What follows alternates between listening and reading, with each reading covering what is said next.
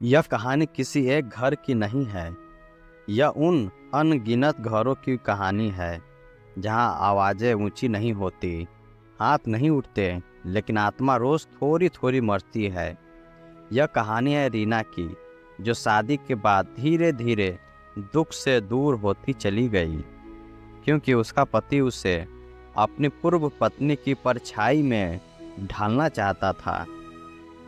रीना ने भी बाकी लड़कियों की तरह सपने देखे थे, एक ऐसा जीवन साथी जो उसे समझे, उसका सम्मान करे और उसके साथ एक नया संसार बनाए।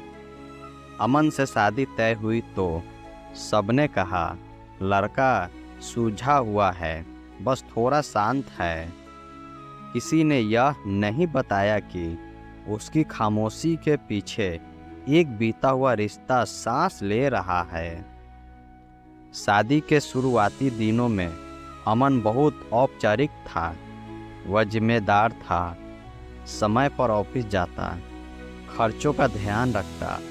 रीना को यही लगा कि यही परिपक्वता है।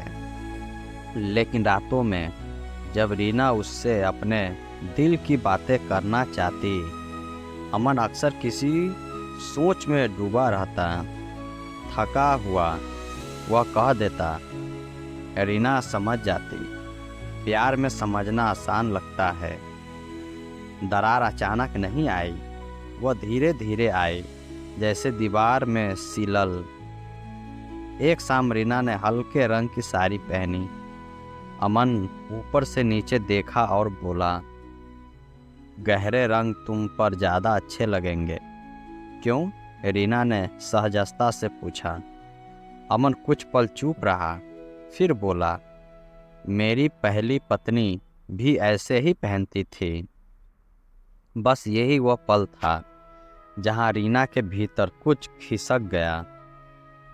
तुलना एक बार की बात नहीं थी, वह रोजमर्रा की जिंदगी का हिस्सा बन गई। चाय, खाना, बोलने का तरीका, बैठने का सलीका, हर चीज पर एक अर्धसम पैमाना था जिसका नाम था पहली पत्नी। वह ज़्यादा समझदार थी, वह कम बोलती थी, उसे शिकायत करने की आदत नहीं थी। हर वाक्य रीना को छोटा करता गया। रीना ने सोचा, शायद मैं ही कम पड़ रही हूँ। उसने खुद को ढालना शुरू किया, अपनी पसंद का संगीत बंद कर दिया, पुराने दोस्तों से दूरी बना ली, कपड़ों के रंग बदल दिए। वह अब आईने में देखकर मुस्कुराती नहीं थी, जैसे मुस्कान भी किसी और की हो। एक दिन अमन ने अलमारी से एक पुरानी साड़ी निकाली। इसे पहन कर देखो, उसने कहा।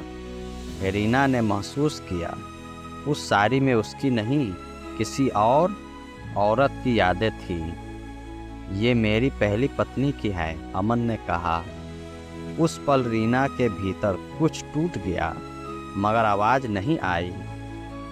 अमन कभी खींचता नहीं था, कभी मारता नहीं था, लेकिन उसकी चुप्पी, उसकी अपेक्षाएं और उसकी तुलना सब मिलकर रीना के लिए एक अदृश्य जेल बन गए थे।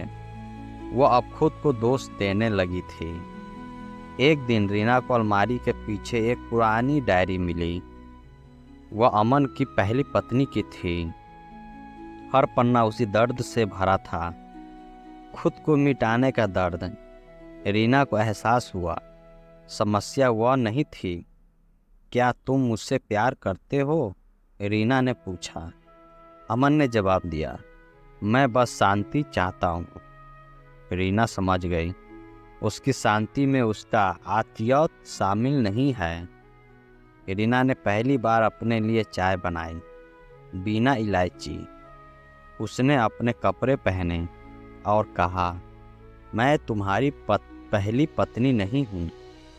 अमन को यह बदलाव पसंद नहीं आया। तुम बदल गई हो, उसने कहा। नहीं, रीना बोली, मैं लौट आई हूँ। रीना मायके चली गई। वहाँ उससे रोने की इजाज़त थी। माँ की गोद में सिर रखकर उसने सालों बाद चैन की सांस ली। रीना ने नौकरी शुरू की, खुद पर भरोसा लौटा। अमन के फ़ोन आते रहे मगर बदलाव नहीं। रीना ने समझा, प्यार वह नहीं जिसमें खुद को मिटाना पड़े। यह कहानी यहाँ ख़त्म नहीं होती, यह वही शुरू होती है जहाँ एक औरत खुद को चुनती है। अगर कोई रिश्ता आपको खुद से दूर कर दे तो वह रिश्ता नहीं, कैद है। खुद बने रहना सबसे बड़ा प्रेम है।